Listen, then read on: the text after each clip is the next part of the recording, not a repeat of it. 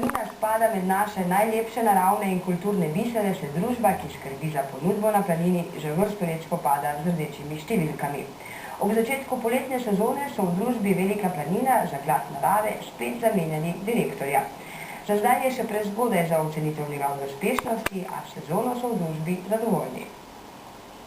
Zaradi vse več cestnih povezav vedno več ljudi Veliko planino obišče z avtomobili in peš.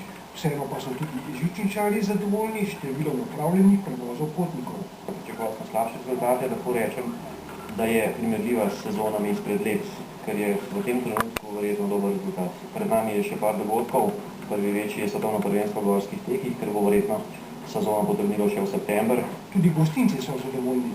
Prihajajo iz vseh povsod ljudje, med tednom je zelo veliko tujcev, vikendi so pa nori.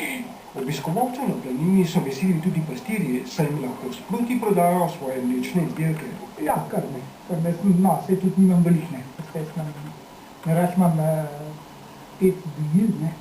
30 mol sem pa zdaj že mleko padel, ne, kude. Ni problem, ne prodati, ne. Se vse prodaja. Obiskovalce zanima tudi planina sama in življenje na njej. Običajno nas malo poprašajo o planini, sploh kakšno življenje v planini, pa kaj počnemo. Veliko zanimanja pritegne tudi Andrej Prešeren, ki na planino redno prihaja v nekdanji pastirski upravi.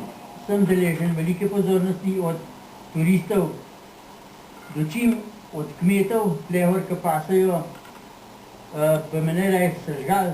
Verjetno bi tudi položaj Andreja, ki je postal tako rekoč maskota Velike planine, morali uradno urediti, saj za svoje delo niti ni plačan.